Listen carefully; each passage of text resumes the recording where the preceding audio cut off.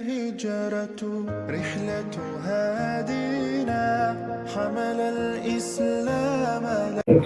إن الحمد لله نحمده ونستعينه ونستغفره ونعوذ بالله من شرور أنفسنا ومن سيئات أعمالنا. من يهده الله فلا مضل له ومن يضلل فلا هادي له، وأشهد أن لا إله إلا الله وحده لا شريك له، وأشهد أن محمدا عبده ورسوله. أما بعد، فإن أصدق الحديث كلام الله، وخير الهدي هدي محمد صلى الله عليه وآله وسلم، وشر الأمور محدثاتها، فإن كل محدثة بدعة، وكل بدعة ضلالة، وكل ضلالة في النار. أعاذني الله وإياكم وأجارنا من النار. أما بعد، السلام عليكم ورحمة الله وبركاته. godiya su ƙara tabbata ga Allah maɗaukakin sarki mai kowa mai komai, salati da sallamawa ga fiyayyen halitta annabi Muhammad da shi da sahabbansa da iyalansa da mummunai waɗanda suka bi tafarkinsa har zuwa ranar tashin alkiyama. Muna roƙon Allah madaukakin sarki ya sa mu kasance daga cikinsu.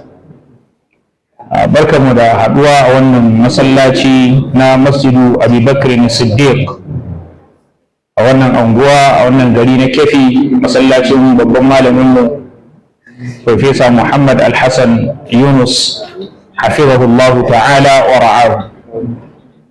Mun haɗu ne domin ci gaba da daura da ake gabatarwa ƙarƙashin wannan makaranta mai albarka, madarasatu Ramadan fi ta'ammulatil Qur'an, ƙarƙashin jagorancin ɗan uwa malamin Malam Musa Muhammad Nasir da ɗan uwa malamin Malam Shu'aibu Muhammad Abu Ammar. Allah maɗaukakin sarki ya agaza musu. An fara karatu cikin wannan littafai guda biyu masu albarka insha Allah, ahkamul jana'iz wa bida'uha da sifatu salatin nabiyyi sallallahu alaihi wa sallam min at-takbiri ila at-taslimi ka annaka taraha. Dukan su biyu na al-allama al-muhaddith Muhammad Nasiruddin ibn Nuh al-Albani taghammadahu Allah bi rahmatin minhu.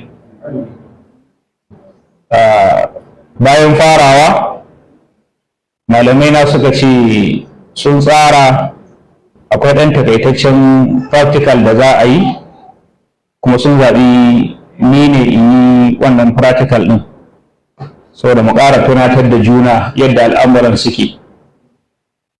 Kuma tun da malamai ne ba za a ce musu a'a ba, dole a amsa, musamman ma da muka fahimci sun ce mu ne mai so da su ga abin da suka koya mana mun iya da kyau, ko kuma an akwai gyara su ƙara gyara mana.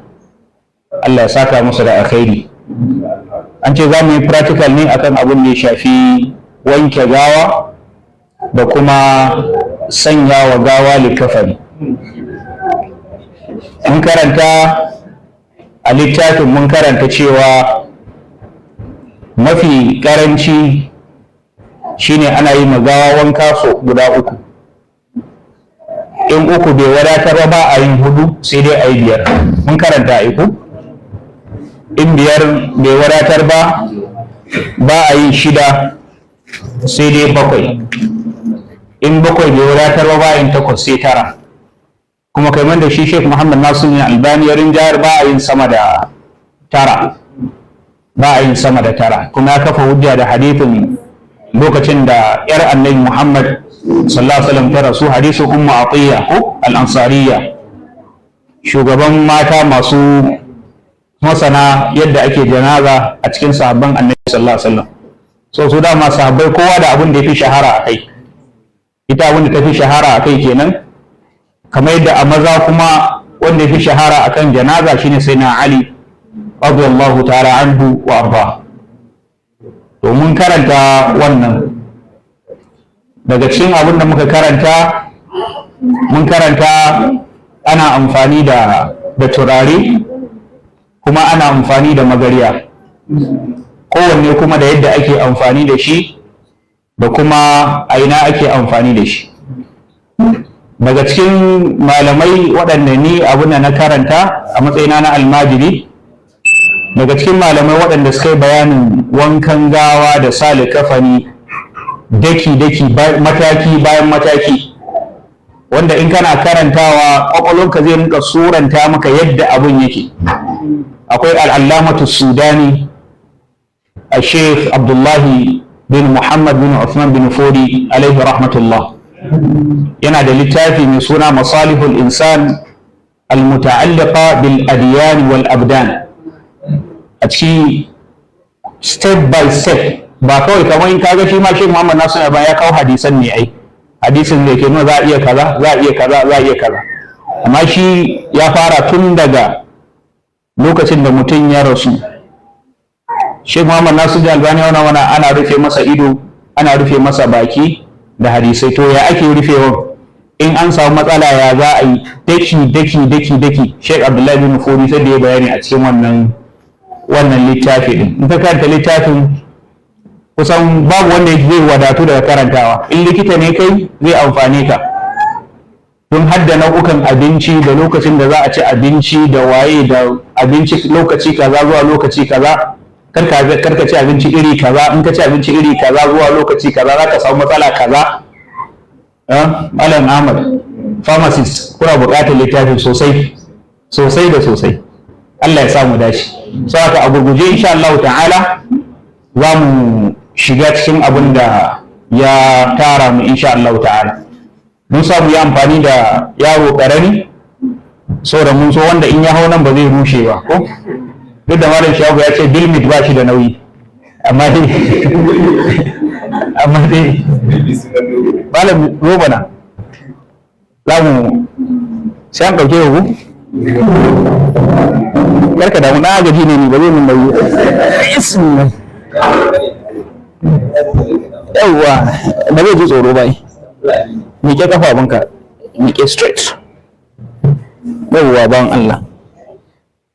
Yanzu za mu kaddara ɗan uwanmu ne wanda Allah madaukakin sarki ya masa cikawa. Mun kaddara ne ko mu kaddara ma Allah ya yi cikawan ku? To, ko mun karanta abu na farko da ya kamata mu yi shine dama duk wanda ya rasu yana rasuwa ne idanunsa a buɗe, kuma Annabi sallallahu alaihi wasallam ya faɗa mana dalili ko ido yana bin rai ne har dan ya tafi. To abin da ya kamata to na farko shine a rufe ma mutum ido, kuma ran faɗa mana yatsun da ake amfani da su wajen rufe idon ku, da wannan yatsan na tsakiya da kuma wannan babban yatsa. To wani lokaci in mutum ya rasu, wani zai iya rasuwa cikin dare ba a sani ba, sai da asuba, ko ya rasu tun da asuba ba a sani ba sai da gari ya waye. To idan zai rike, sai ga ko ka rufe zai bude, wani ma ba zai rufe ba. To daga cikin hanyar da ake bi wajen koda an samu wannan matsalar idan ya zama ya rufe, shine sai a samu waɗannan manyan yatsu guda biyu na kafa, sai ka ja su ko ka sa wani ya ja. Lokacin da yake ja da ƙarfi, wani lokaci kafin ka sa hannu a idon ma idon zai rufe. An fahimta ku? Wani lokaci kuma bayan ka jan kana buƙatan ka sa hannu sai ka rufe. Wannan mataki na farko kenan. Sannan kuma da rufe baki. In an yi wannan abu na biyu, ba a yi ma mutum wanka da tufafi a jikin shi. An gane ku? Sai dai in ya zama mace ce ta rasu babu mata, sai dai maza waɗanda suke muharramanta. Na ga mun karanta ai. To ita maza waɗanda suke muharramanta za su yi mata wanka, amma kuma akan me? Akan tufafinta. An fahimta ku? Wani yana cikin dalilin da yasa maluma suke kamar Imamun Nawawi, in ba na yi kuskure ba, kamar da shi malam ma ya magana a ciki a babul likafani, yana cikin dalilin da yasa suke ganin cewa shi wankan da sa likafanin ba shi da wani amfani ga mamacin. Amfanin yana ga kai ne da aka ce ka yi ka samu lada. Shi karkashin hadisi yasa a karke kawo hadisin sai na Abubakar ku dai ba da nuna wani tufafi da za a masa likafani, aka ce ai wannan ya sai ce ai wanda ke da rai shi ke neman sabo, ni wani amfani zai mu. An fahimta ku. To bayan an rufe sai a cire masa, amma kuma ba a yi mutum tsirara, ba a yi mutum tsirara, dole ɗayan biyu. In ya zamanto akwai gajeren wando a jikin mutum, to a bar masa gajeren wandonsa. In ko babu gajeren wando, to dole a samu tufafin da za a rufe masa tsaraicinsa mawallaba daga nan cibi zuwa ko da saman gwiwa. An gane ku? Bai halatta ko da kai da kake mamaci wanka ka gari da kallon tsaraicin shi, bai halatta ba. Dole zama tsaraicin wanda kake masa wanka a rufe ki. An fahimta ku? So haka za a iya samun ɗan bantawal ɗin nan misali, sai a rufe tsaraicinsa haka. An gane ku? Yawan duk abin da za a yi, duk yadda za a yi, kuma duk yadda za ka juya shi, ka yi ƙoƙari kan tsaraicin ya zama ya bayyana. Sa'annan ba a son mutane su yawaita shiga inda ake mamaci wanka. Shi yasa abin da aka fi so waɗanda suka fi kusa da mamaci su ya kamata su masa wanka. Na ga mun karanta Hanna na Aisha take cewa da ta ankara, ta ce da ita ce za ta yi ma Annabi sallallahu alaihi wasallam wanka. Kuma sai ta bada, kuma ya mala kawo mana hadisin da Annabi sallallahu alaihi wasallam yake faɗa mana na Aisha, da za ki riga ni mutuwa ko, yace da ni zan miki wanka, ni zan sa miki likafani, kuma ni zan saki a cikin kabarinki. Suka ce na farko. Na biyu daga cikin hikiman da yasa aka fi son makusantan mamaci su ne su yi masa wanka, saboda kila su iya ganin wani abu wanda abun aibi ne. To in suka zama su ne makusantansa na kudda ku, ba za su zo su shelanta ba. Wato misali uba ya maɗansa wanka, abu zai ce ai da nake maɗana wanka na ya kaza ba. Ko da ma mahaifinsa wanka, ko mata ta yi ma mijinta, ko miji ma matansa, ko na mai kama da haka. To su ya fi kamata. Shi yasa Allah ya saka malamin da alkhairi, Malam Muhammad Umar, ya gaice shi wankan gawa har yau. In dai wanda ya rasu yana da yara samari, to shi bai taɓa gawa, sai dai tsaya tsaye ce musu, ya rinka ce musu ku yi kaza ba zai taɓa ba. Su za su yi kayan su, shi sai zai zama darakta har a gaba. In an gama sai ce to haka za ku yi gobe, ba sai kun kira ni ba. An gane ku? So da ka zai zama, so da wasu sun ɗauka kamar wani abu ne na daban. To abu na farko kenan. Abu na gaba shine wankan gawa. Bambanci shi da sauran wanka da muka sani na ibada ita ce kawai niyya. Ita ce niyya, kamar da malam ya karantar da mu. Niyya ita ce bambanci. Sannan abu na gaba da yake bambantawa, in za ka yi ma mamaci tsarki, na injin envelope ɗin. In za ka yi ma mamaci tsarki, ka ba a so kar ka yi amfani da tafin hannunka. Shi yasa ko a littafanmu na fiqh tun da zamanan babu envelope, sai suna cewa ka sa tsumma khirqa. Za ce ka nemi wani tsumma ko leda ko kaza ka sa, ya zama akwai shamaki tsakanin tafin hannunka da kuma shi al'auran mamacin da za ka yi masa tsarki. Sai dai kafin ka yi ma mamaci tsarki akwai abubuwa guda biyu. So da wani lokaci in ba ka kula da kyau ba, za a gama yi ma mamaci wanka sannan kuma datti ya sake fitowa daga jikinsa. So akwai buƙatan a hankali, ba da ƙarfi ba, a hankali ana so a rinka a ɗan tatse cikin daga sama, a rinka gangarowa mafi ƙaranci so uku. Wani lokaci akwai buƙatar ma ɗan ɗaga shi haka kaɗan, amma ɗagawan sai an yi lura, musamman in mutum ya rasu cikin dare ne ya kwana. To in an zo kafin a ɗaga, a lura da abubuwa guda biyu. A lura da karan hancinsa, sannan a lura da kunduɗinsa. In nan karan hancinsa aka ga ya fara nuna shayin ƙashin hanci, ko kunduɗinsa nan ya fara nuna shayin rami, mana naman jikinsa yana mannewa da jikinsa, to kar a ɗaga shi. So da aka ɗaga zai iya karyewa a mara, kwas zai karye, so da alaman cewa jikin shi ya riga ya bushe, alaman ya riga ya bushe. An fahimta ku? Amma sau da in yanzu ne ya rasu ba tare da ɓata lokaci, to babu laifi, ana iya ɗan tallafawa so da ya zanto abin da ke jikinsa ya gama ya fita. Sa'annan daga cikin abin da ya kamata a yi, kamar da Sheikh Abdullah bin Fodi yake faɗa a wannan littafin, fuskansa ma a karkata shi haka, sa'annan a karkata fuskansa haka. Zai iya yiwa akwai wani abu da ya sha ko ya kaza wanda bai riga ya wuce ba, shi ma sai ya fito. An fahimta ko? Shi ma sai ya fito ya zama ya gangara. To in ya gama sai mutum ya sa abu a hannu. Sai na sa? So da misali. Kuma a wannan zamanin ba tsarki kadai ba, hatta sauran abubuwa ma ana kwadaitar da a sa abu a hannu. So da mu musamman mu a Najeriya ba cika bincikawa a san menene sanadiyar mutuwar mutum ba. Zai yi wa abin da ya kashe shi is communicable. An gane ku? Dalilin mu'amalantansa da mutum yayi, in Allah ya kaddara ciwon kaddaransa ne sai ta, tunda mu abin da muka yarda da shi a matsayin mu na musulmi shine ciwo bai da ikon tashi daga jikin wani je jikin wani dan karan kai shi.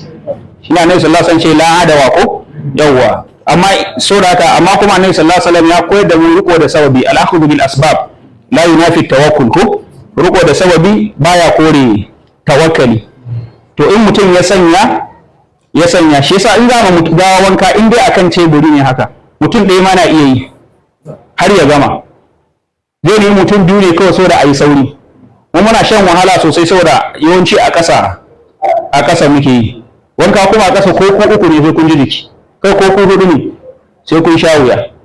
Don an sa a lokacin zai zuba ruwa, zai tsofa hannu ne a ciki, ba buɗewa zai yi ba. An gane ku? In ya zama abin ya kai da yadda dole abin zai buɗe, to dole kau da fuskansa ya zama kaki yadda ko kai yadda za ka yi karka kalli al'auran mutum duk da cewa ya rasu. An fahimta ku?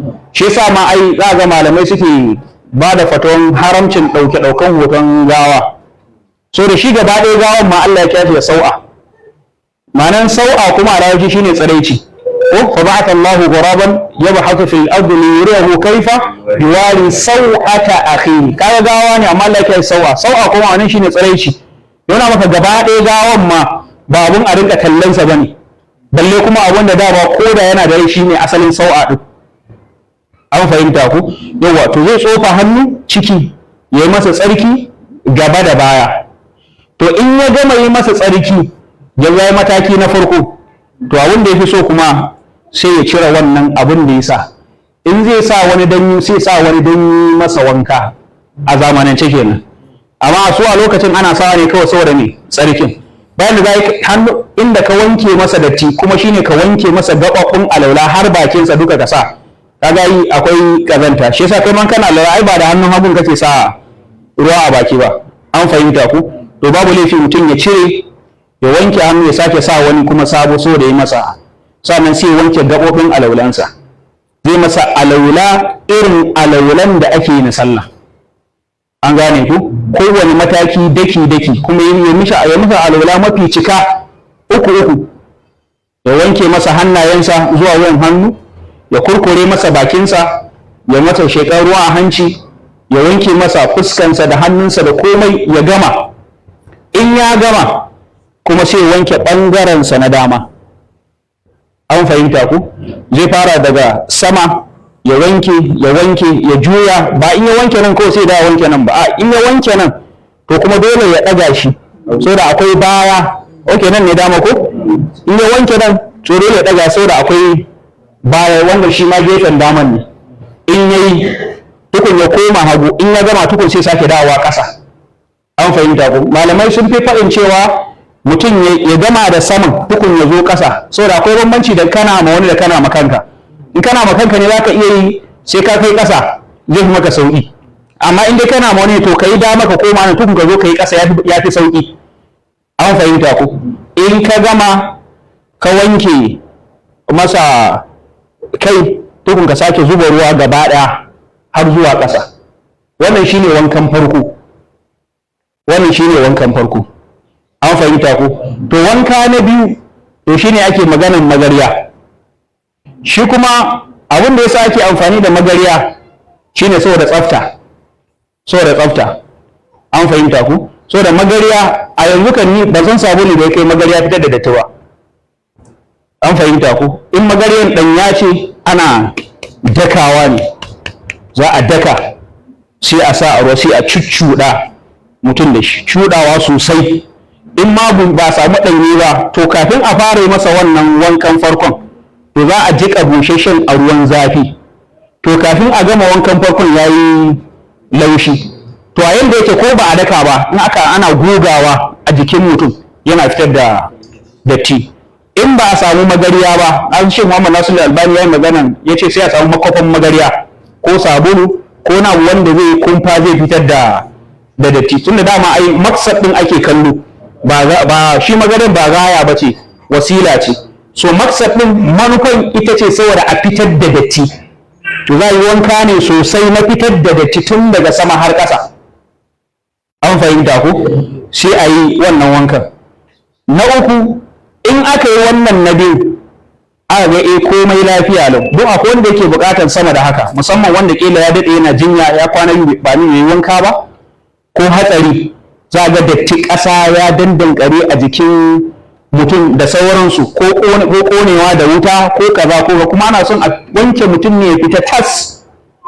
To in aka ga ya wadata tukun sai a zo na uku. Na uku shine ake amfani da turare. An gane ku?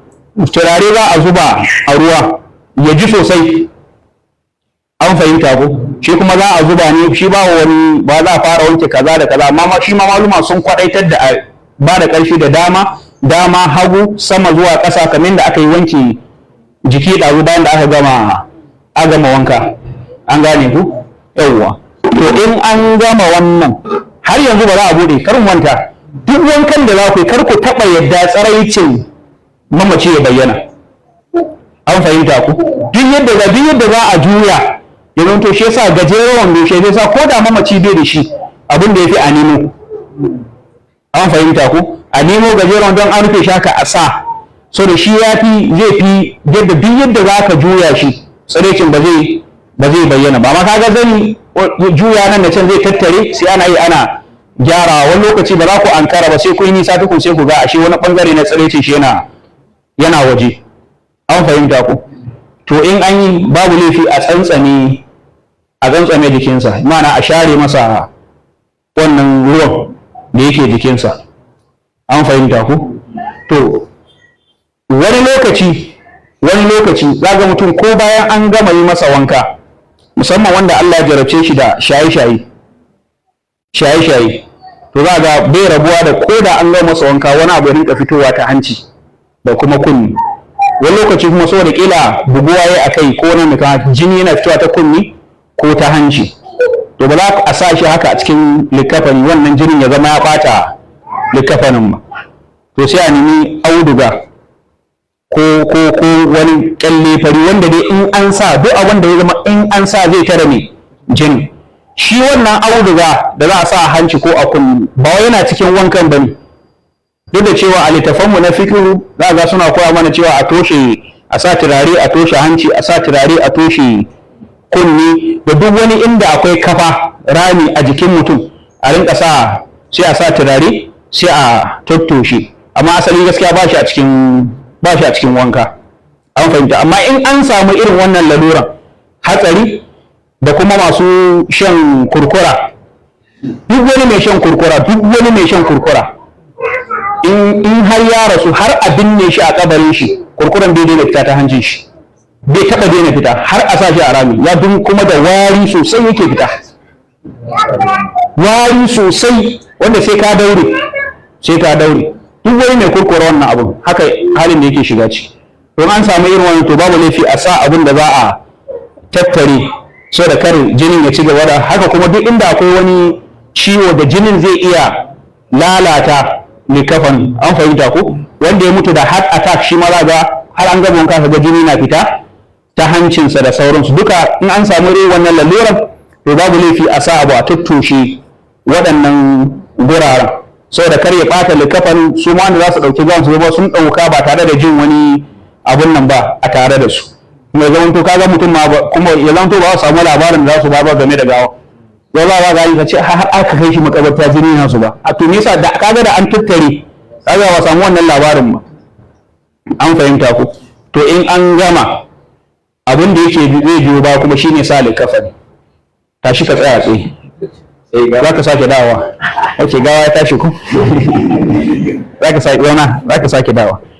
To kamar yadda malai ya karanta mana, likamfani abun nan uku ne, izarun da kuma lifafa guda biyu, haka aka ma annabi sallallahu alaihi wa alihi wa sallam, babu rawani babu riga.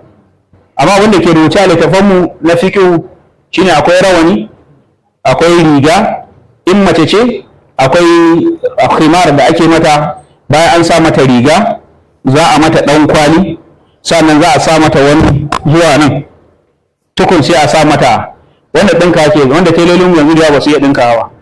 To yanzu kana so a yi wannan sai an nemi teloli na da ka ta yawo a gari ba samu telan da zai, ko ba su da yawa yanzu duk sun masu iya ɗinka wannan sun kare. Haka yake rubuce a littafanmu na malikiya, haka yake rubuce. Amma abin da ya fi dacewa shine kamar yadda Sheikh Muhammad Nasiruddin Albani rahimahullahu ta'ala yayi bayani. To abu mafi sauki shine duka a shimfiɗa su lokaci ɗaya. Yanzu ai sai an yanka.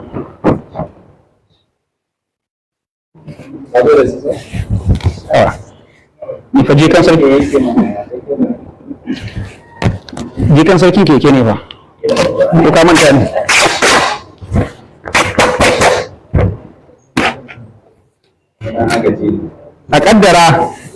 A kaddara wannan shine izar ko a kaddara wannan shine izar, sai mu samu lifafa guda biyu, shi ma sai mun yanka saboda akwai bayanin da za a yi akai. Malam Musa kai rowan abun nan,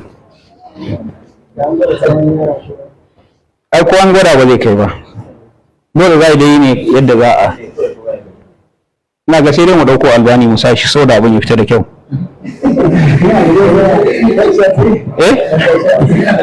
Ya ce yana kallo ai.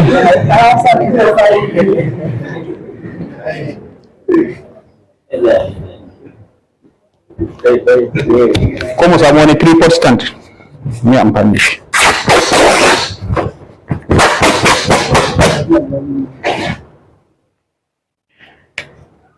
To a kaddara ga izar ɗin ko ga lifafa guda biyu, abin da ya fi shine duka a shimfiɗa su lokaci ɗaya. Naka shimfiɗa lifafa ta farko sai a shimfiɗa lifafa ta biyu, an gane ku? Shi kuma izar kamar yadda dama sunan ya imply, ana sawa ne rufe daga cibi zuwa saman gwiwa, an gane ku? Ɗauri ake yi sosai kamar ɗaurin zani, an gane ku? Sai a naɗe shi, an gane ku? To shi kuma sai a sanya shi a tsakiya, daidai tsakiya yadda zai fita daidai cibi zuwa gwiwa. To wani lokaci ana samun matsala, shi sai ga mutum yana da faɗin shi ya fi yadin faɗi, kiban shi ya fi yadin faɗi. To wasu sai ga sai su nemi yadi aje a samu telawa a ƙara faɗin yadin. Babu buƙatan wannan. Abin da ake buƙata shine sai a saba bakin ɗaya, sai a sashi daga tsakiyar ɗaya. Mun gani? Ya zama wannan in aka rufe, inda na cikin bai rufe ba na wajen zai rufe. Maimakon a yi sa su a bakin su da sai a saba bakin su, sai zama ɗaya ya shigo ciki ɗaya kuma ne ya fita waje. An fahimta ku? Sai zama inda wannan ya tsaya wannan kuma sai mai gurbin shi, shikenan. Ba buƙatar sai ga ce sai an ƙaro yadi, a je a ƙaro yadi a kai matela ya ƙara fadin shi, wannan duka ba a buƙata. An gane ku? Albani zo, sai dai shi ba mu shiri ne da shi. Amma Tahir ne zai yadda.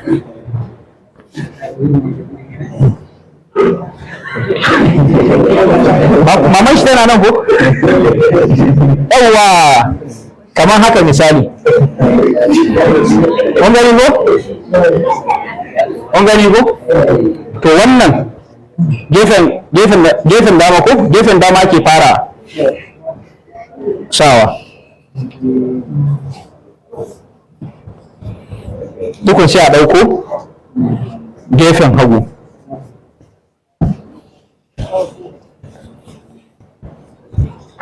gani ko sai a nade shi an gane ku ai albani ne ku duk kuma littafin shi ne ake karanta to kaga daidai kenan an gane ku ai kokari kafafun su an kafafun ba su seti ba ba zai fita yadda ya kamata ba an gane ku to su kun sai a ɗauko na bayan shi kuma sai a rufe shi ba za a rufe miki yaro wace wanda muka yi a Bilal wadda ta ba da yaron da ana rufe shi ta fiye da kuka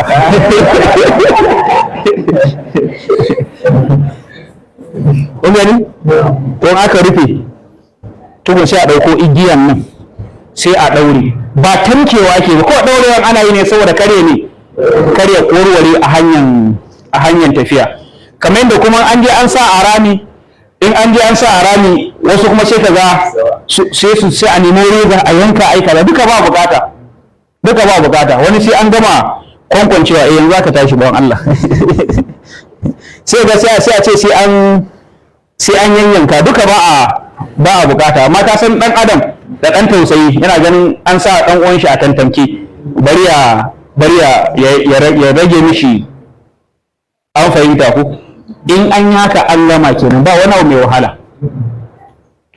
mai wahala amma za ga an yi gidan musulmai samari sun fi 15 amma ana jiran Malam Musa a ce to ai yaje Abuja to ko ba kai malam Shayu ba kila shi kuma school bus ya samu matsala yaje wajen bakaniki kaga sai a ta neman yadda za a yi shikenan fa an yi an gaba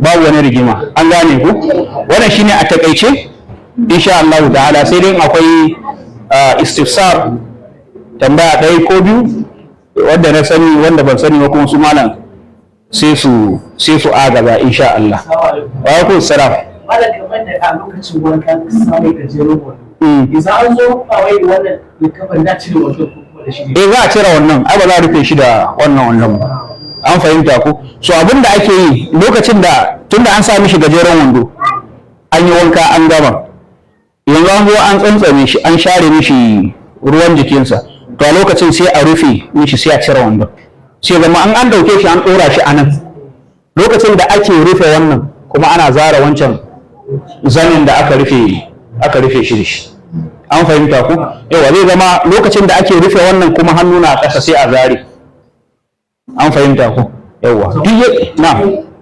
lokacin ake mai wannan wakan da farko ai akwai dan kasar da su a ba wajen su a tsakin zama position kuma za su ba za a bari su taru a gurin ba lokacin da aka wanke mishi kalan da ai za a sa ruwa za a kore ai za a kore ruwa an fahimta ko kaga mu matsalar mu shine inda aka ci gaba a yanzu ana ga wajen wankan gawa suna yin abun yanda aka yi kamar tebur din nan haka a ƙarshe za ka gani shi slope inda ya gangaren nan ƙasan kafan shi yake nan kuma an sa pipe da an gane ko yanzu duk masallatai da ake na zamani za ga ana yin irin waɗannan guraren a masallatai to haka ya kamata ya zama tawo mu da yake yawanci za ga a gida ake yi to shi ma ga ana yi kuma ana kwashe ruwan da tsumma ana matsewa a bokiti ko ana sharewa an fahimta ku Allahu a'lam na'am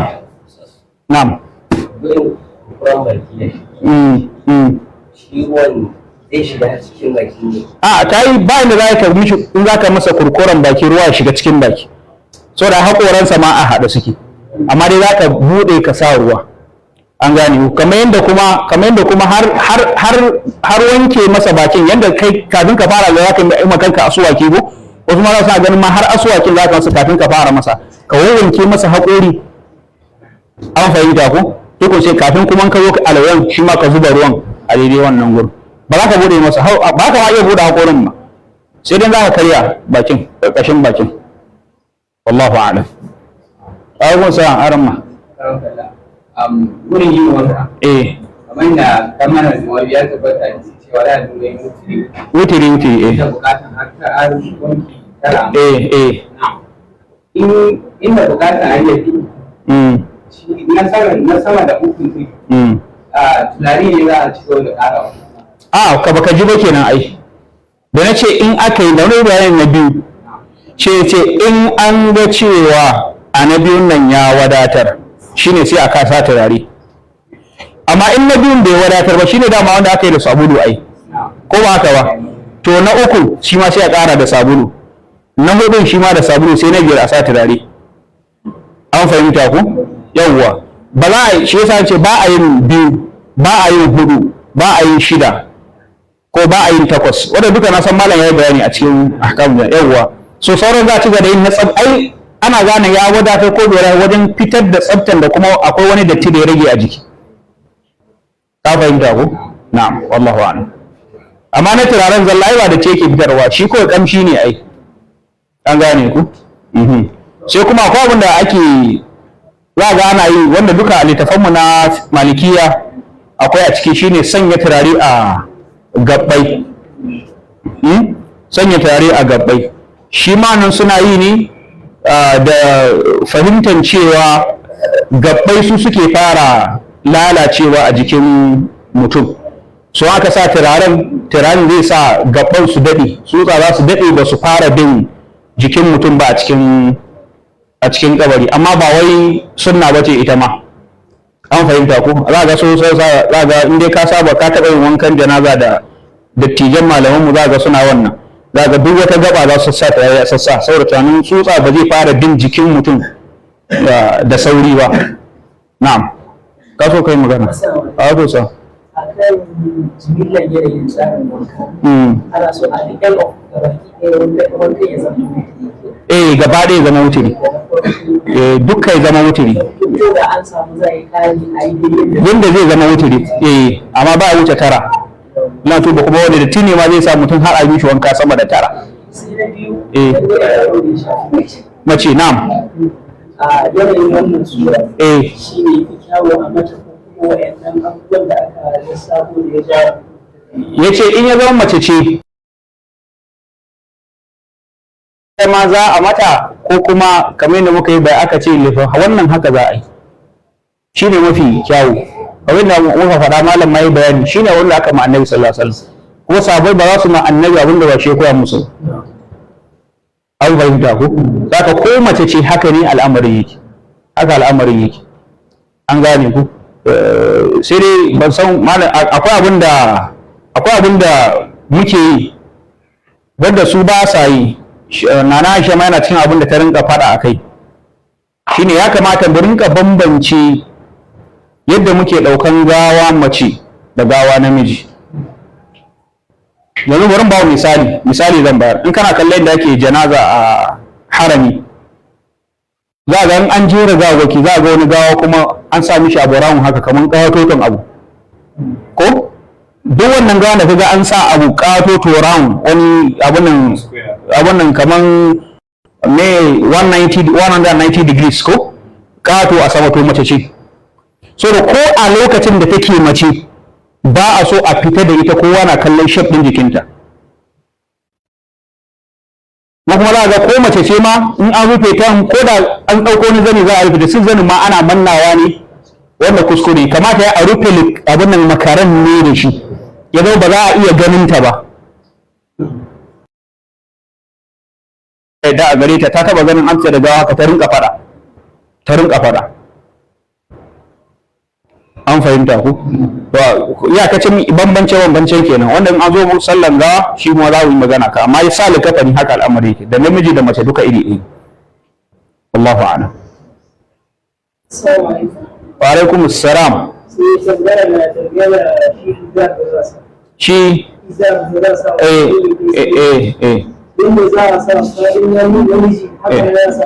gwagwadon yadda zai kai ya zagaye mutum, wanda shi namiji tsareci an ce daga cibiyar ke gaba ita kuma ce yadda ya kai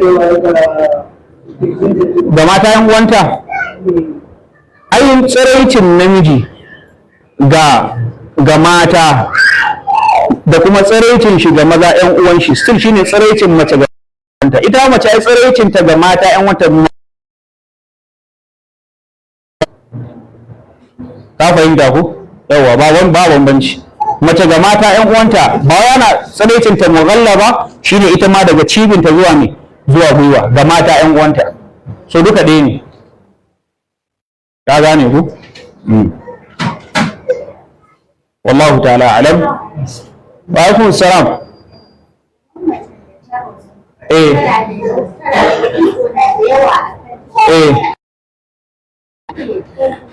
ko wannan karatun aiko okay ina gabata nan ana maida kitson uku ana maida kitson uku za a tsefe sai a maida shi guda uku an gane ku mun gane yadda dai iyayenmu suke yi din nan sun yi daidai shikenan na'am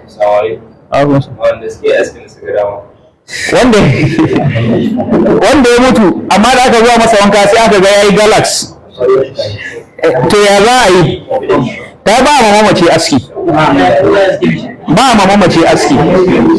ba a yi ma mamaci aski ba a yi masa aski an gane ku ba a yi masa aski za ka ba za a masa ba kuma nan ya rasu da kitso a kansa shi ma ana masa ukun nan kamar shi kwancewa kawai yake a bar shi tunda shi inda al'adan garinsu maza suna kitso bai haramta ya kitso ba inda a rayan garinsu maza suna kitso to bai haramta ya kitso ba misali kamar laraba suna yi amma na za kefin kai a masu jabakan su dinga mu ce tsaya can saboda mu al'adan mu ba za ba su ne ba su kitso amma yin ba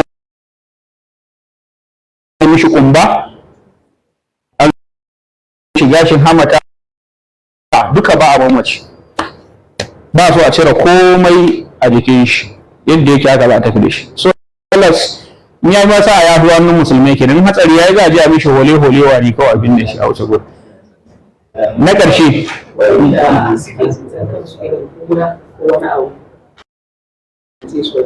yawa wanda ya ƙona ba ma bayani ko bai karanta ba yi okay ba yi magana in ya zamanto ala saka da kai very important point wanda kila ƙona ne da wanda ya ƙone da namiji da zai rasu inda babu mace muharramansa da mace da za ta rasu inda babu namiji muharramanta mutum nawa kenan uku duka yayyafa musu ruwa ake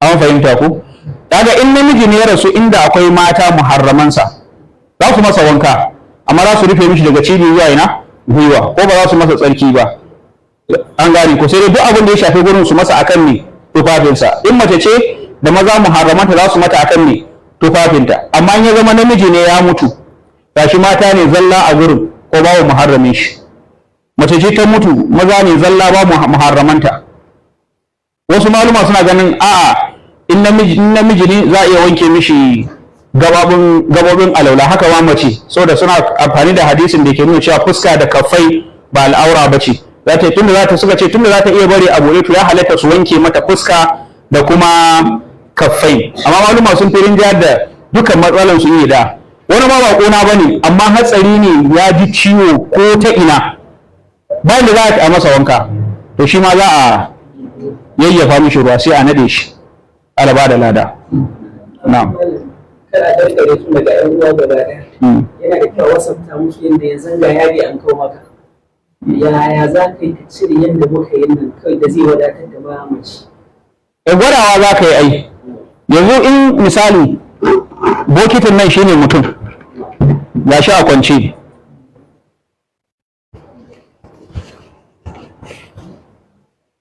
ko ai za ka buɗe yadin ne wani ya ɗan riƙe sai ka auna in ka auna ko ba za ka yanka tsayin mutum ba so da in ka yi ka daidai tsayin mutum ka kama a ƙarshe ka ƙulle babu inda za ka kama ta kai ne so za ka auna sai ka bar space da zai kai kuma dole ka yi la'akari da ƙeban mutum wanda za ka bar space misali in ka bar space inda ni zai kai in ni ne ka ƙulle mafo kila in wani ne yana da ƙiba da ya fi ni ƙiba shi in ka bar space in lokacin da ka tashi na ɗaya kuma still ba zai haɗu ba kuma dole ka yi la'akari da wannan ƙiban na mutum so shine sai ka bar space din sai ka yanka to in ka bar space din to kuma shine aka ninka yu kaga zama lifafa guda biyu kenan an fahimta ku. Shi kuma izar abin da yafi ka auna da jikinka, ka auna da jikinka. In Allah da duk idan mutum abin da ya rufe ne ya za sake zagayowa shi ma zai yi shi, tunda ai ba ka'ida bane sai shi ya zagaya shi gaba ɗaya,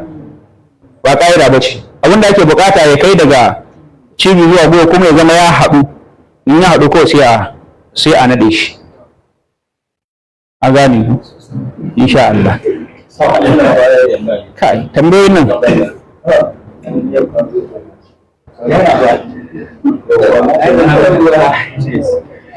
take cewa macen da aka mata wanka da kayanta a jikinta, to ya za a saka mata likafani? Ta ce ya za a saka mata likafani tunda an mata wanka da kaya a jikinta ko? To tunda laluran wanka bai sa an cire mata kaya ba, laluran likafani ba zai sa a cire mata kaya ba. An gane ku? Laluran likafani shi ba zai sa a cire mata kaya ba. So da ai me yasa aka ce kar a cire mata kaya? So da waɗanda suke gurin ba su cancanta su ganta babu kayan ba. In kuma za su sa mata likafani ta ga an yi babu ko ba gaba. So da haka za a yi. Mafhum? Na'am. Turare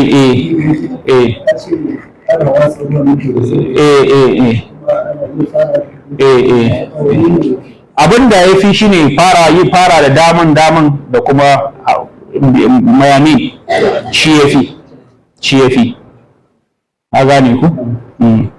Allahu a'lam. Lokaci ya jama. Idan wanda abu da ya yi amfani da ruwan ɗumi ko ne babu kada za a yi amfani da ruwan sanyi. Yake cewa ruwan wanka akwai buƙatar a yi amfani da na ɗumi ko kuma in aka yi da na sanyi babu laifi. Babu laifi don an yi wanka da ruwan sanyi. An gane ku? Ba wani abun da zai sami mamacin na cutarwa ko na abun an fahimta. Amma in ya zama gawan ya kwana misali ko ya ɗan ɗauki lokaci, to wanka da ruwan zafin yana taimakawa wajen softening gaɓoɓin shi kafin a gama. So dai ne za ka yi magawa wanka kuma ya zama ya riga ya fara kamewa ba ƙaramin wahala ake sha. To amma ruwa ne mai zafi sosai to zai taimaka wajen softening gaɓoɓi kafin ku gama sai ga abu ya muku sauki, amma babu wani bambanci. Kawai duka tausayi ne irin namu ko sai ga sai a sa ruwan zafi kada abin nan. Kuma shi ba abin da yake ji. Ko ban kasa miki a lokacin ba abin da zai ji. An gane ku? To shine wallahu a'lam. Ayi wa iyyakum. سبحانك اللهم وبحمدك أشهد أن لا إله إلا أنت أستغفرك وأتوب إليك.